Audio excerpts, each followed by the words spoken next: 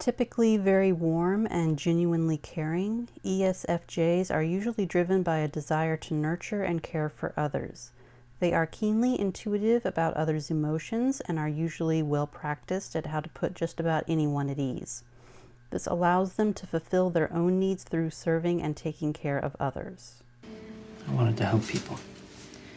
Brings me happiness.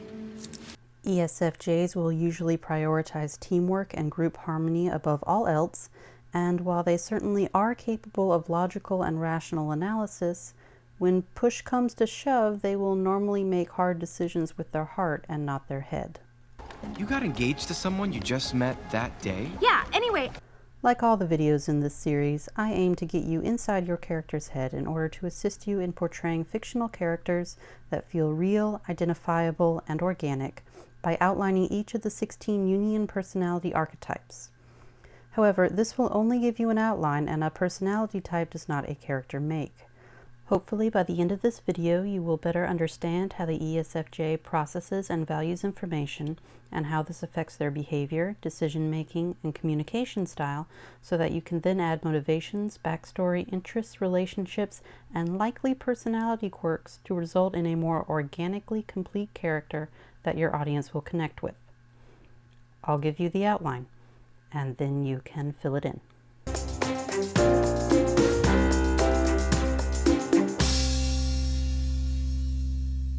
If your ESFJ character had a favorite saying, it would probably be, "We're all in this together," or "When in Rome, do as the Romans do." They have exceptionally strong memories and use them in conjunction with their natural awareness of social networks. Who people are, who their family are, what their work is, and what their personal aspirations are all details that the ESFJ naturally absorbs and holds on to. You deserve to be happy. But at what cost? Everyone here has something to fight for. I certainly do. They are usually concerned with the most practical and realistic ways to serve others and to create harmony. They will often have a well-developed sense of propriety grounded in how a well-functioning group is to remain a well-functioning group. Manners, social niceties, and unwritten social contracts will be important to the ESFJ, and this is the mechanism that will prevent them from becoming a pushover. Their intrinsic desire is to serve and nurture others, but they understand that they also need to be respected and treated well in order to do that. In this way, the ESFJ meets their own strong need for external validation through the act of serving others. Would you like some bread, Katniss? No, I ate at the hall, but thank you. You're welcome. You two have a lot of warming up to do before showtime. The way ESFJs see it, it is the individual's duty to contribute to the larger society, and it is society's responsibility to make sure each individual has a place in it. This results in highly traditional individuals with a strong need for community and harmony, and who usually manifest as well-grounded, reliable, and disciplined. Because they look to the past to see what will work in the future, new ways of doing things will likely provoke a reaction of apprehension and stress. The ESFJ may show pushback or disapproval towards more independent mindsets who wish to go their own way or to break the societal mold. Nothing is more important than group harmony, and the best way to promote that harmony is to rely on tried and true patterns.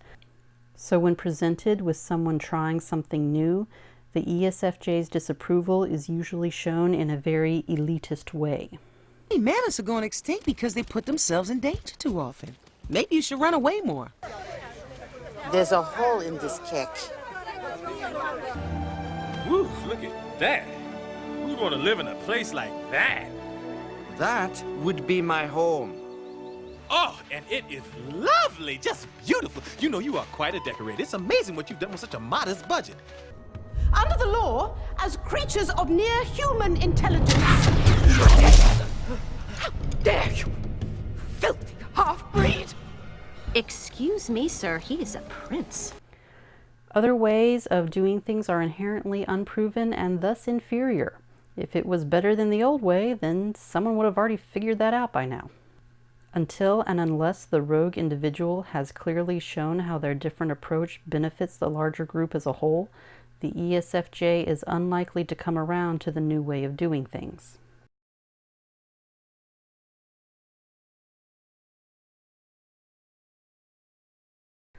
ESFJs utilize an informative style of communication.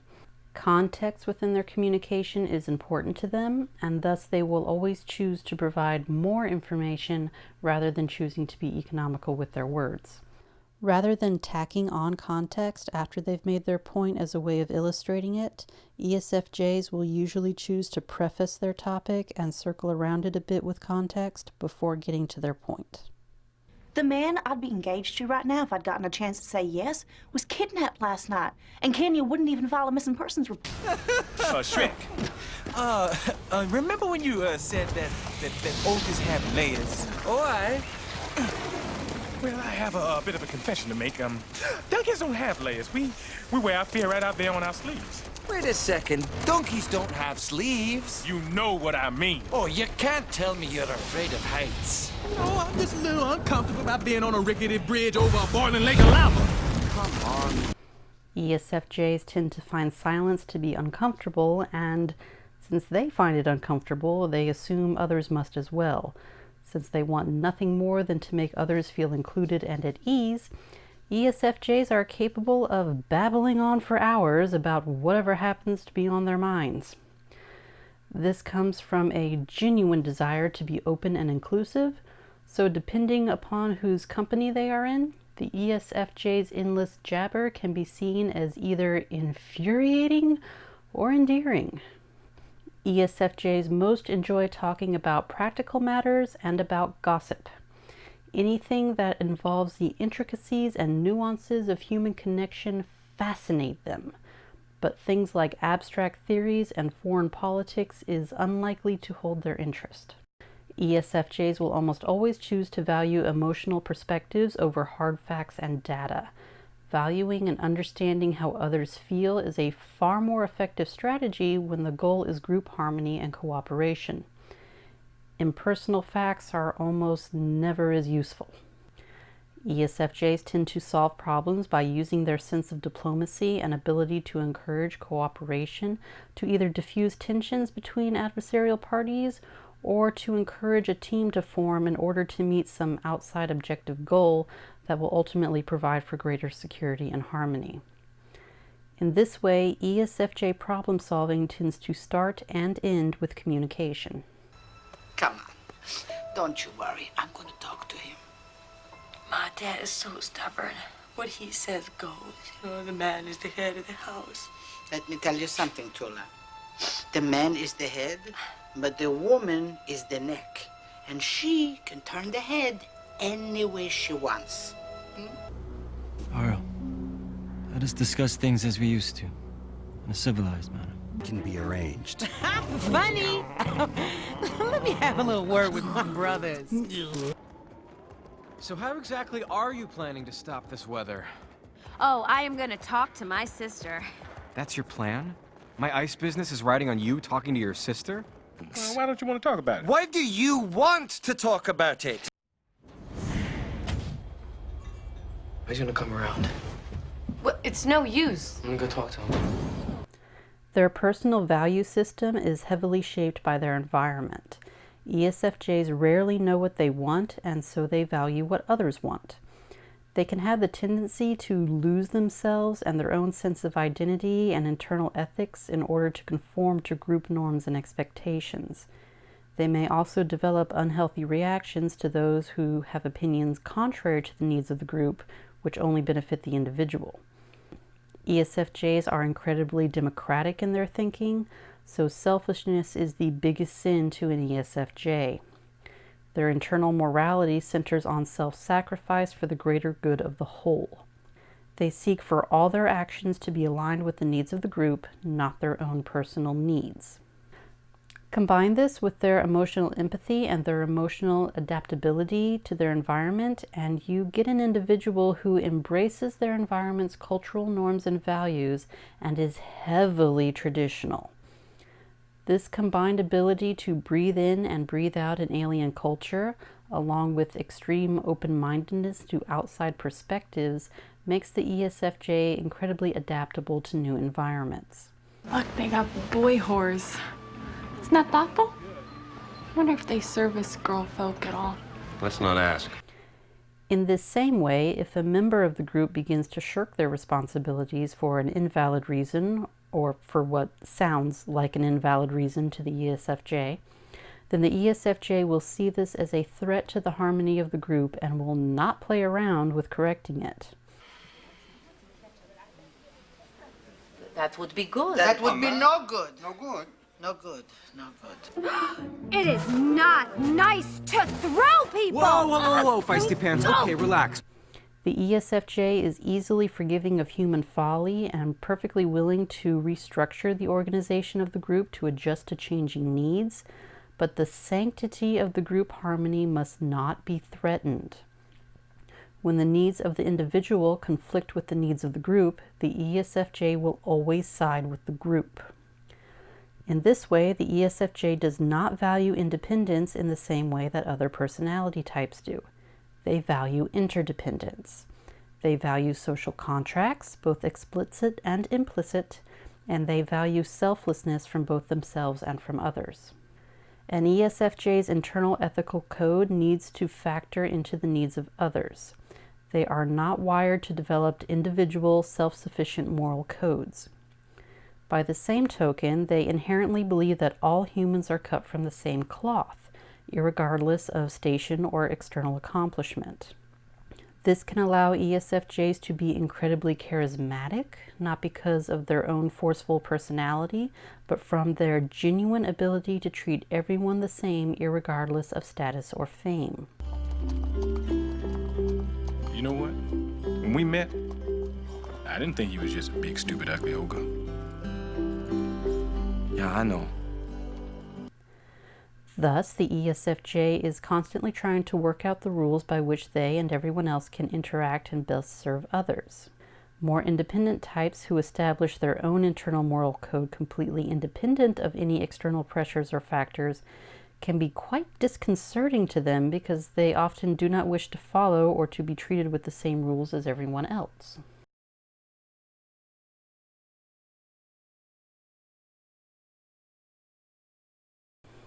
Their humor tends to take the form of witty but squeaky clean sarcasm based upon the current situation.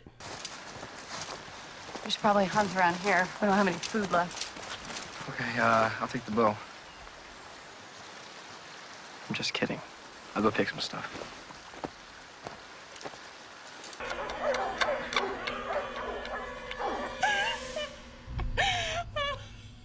I'm sorry. I just keep thinking that if I make the right choice, all of this madness will end and my life will go back to normal. But it's not gonna end, is it? This is it. It's not gonna change.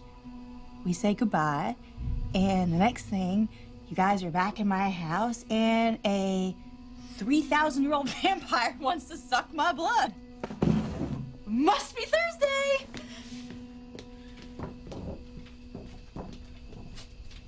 Well, come on. What are y'all waiting for? Let's go hunt Russell. Onwards into the jaws of death. Boot and rally. You want to talk about a supply and demand problem? I sell ice for a living. Ooh, that's a rough business to be in right now. I mean, that is really... that's unfortunate. Or your run-of-the-mill dad jokes. There are those who think little of him. Yes, sir, cat in tight pants. Prohibited. They can tend to fall into a Captain Obvious syndrome. ESFJs are highly driven to figure out what those around them want so that the ESFJ can better support them. And in their zeal to offer that support, they are prone to holding on to any little tidbit of or anecdote of information related to whatever it is the other person wanted, then gleefully showing it to them at the first opportunity. Of course, the other person, having an established interest in this subject, is usually already well aware of whatever it is that the ESFJ is trying to show them. ESFJs tend to have a blind spot to whatever it is those around them are thinking, and this is generally how it manifests. ESFJs are typically loyal and devoted so long as they feel appreciated for their efforts. They put a lot of thought and effort into their plans and are prone to taking it quite personally when others turn them down or are not interested. They will likely take any refusal as commentary about them personally or about the inadequacy of the event or project they organized. But it can't. Well, why not? I mean, just can't.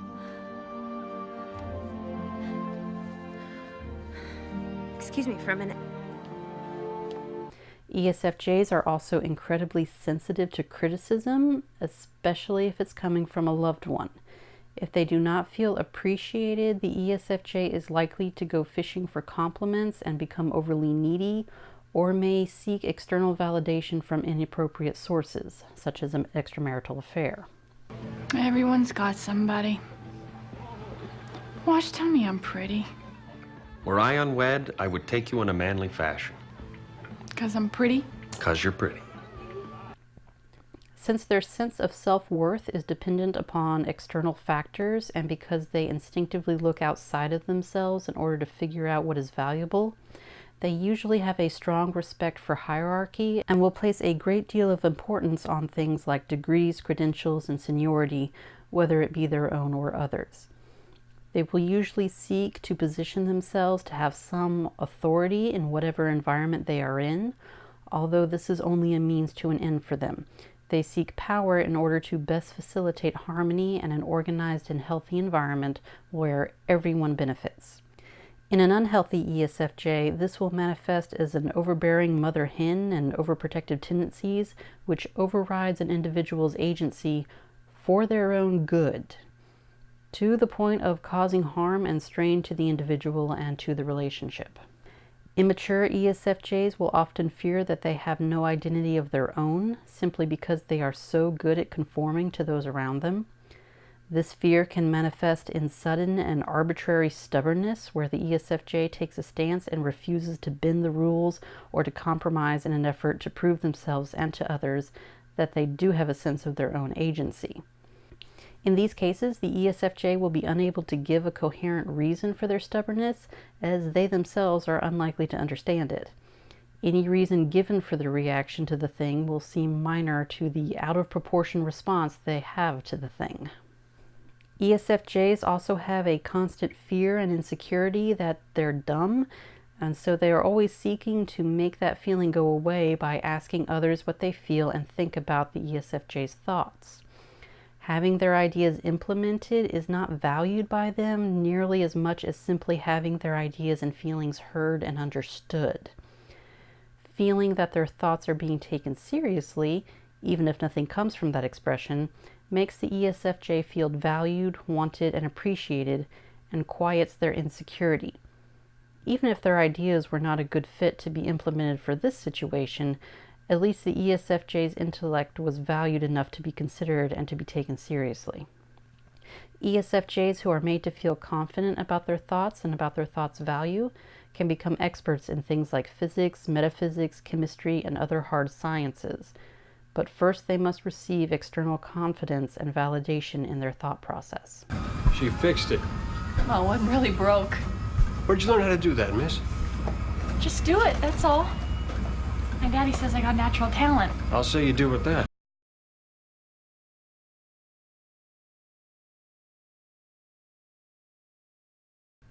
This internal feeling that they have no identity of their own can also manifest in an inability to take responsibility for their own actions and mistakes, projecting blame onto others and being unable to see how they themselves have contributed to the problem.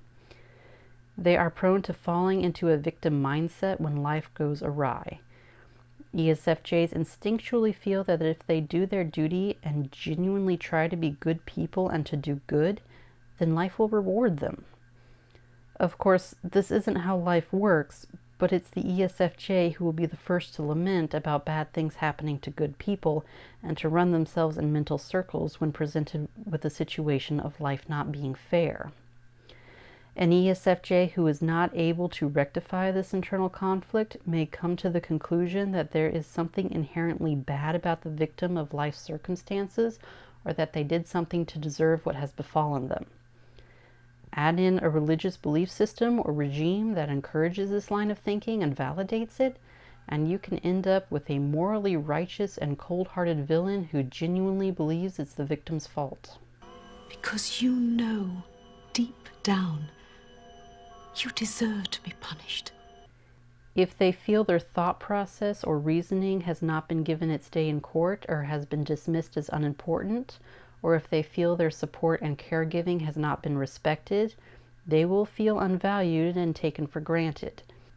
In the ESFJ's mind, even if no one asked for their caregiving, the fact that the ESFJ provided that caregiving entitles them to have certain expectations met, including a certain amount of reciprocity. Hey, Shrek. What we gonna do when we get out of swamp anyway? Our swamp? You know, when we through rescuing the princess and all that stuff. We? Donkey, there's no we. There's no our. There's just me and my swamp. And the first thing I'm gonna do is build a 10-foot wall around my land. You cut me deep, Shrek. You cut me real deep just now. If they are not being made to feel wanted and valued, the ESFJ will stop feeling loyal to those around them and will seek to destroy and to remove all the support they have built for the people in their lives. Oh, come on. We both know you're not going to use that on me. No? But I will take this stupid ball of light and throw it away. So help me God, I'll do it. And then we'll leave because you don't want a vampire bride. You want a fairy vampire bride. When in this mindset, ESFJs have a noted tendency to become highly legalistic and take on a letter of the law type approach. Can't do this. Actually, I can. If no one is helping them to feel confident about their value, they will seek to destroy their enemy's reputation and social standing so that no one will value them either. They will become heartless because the law is blind, and if they can't get their day in court, then no one else will either. An extremely unhealthy or villainous ESFJ will seek absolute power because, in their minds, in order for things to get done the right way, everyone must be made to submit. In other words, for their own good. They will either lack understanding for or consciously disregard the agency of those around them and will have no sense of boundaries. And their attention and the bulk of their crimes will be against their own family or their own group. Thank you for watching, and I hope you have found this video valuable. I'll be posting this series every Thursday, so if there is a personality type you'd like to see, let me know in the comments and I'll try to move it up in the schedule. After we get through all 16 archetypes, I'll be posting a few videos on how to determine which personality type would work best for your story based on the type of story you are telling and what you need that particular character to do within the story. So hit the subscribe button if that's something you would like to see. Until then, thank you again and have a great day.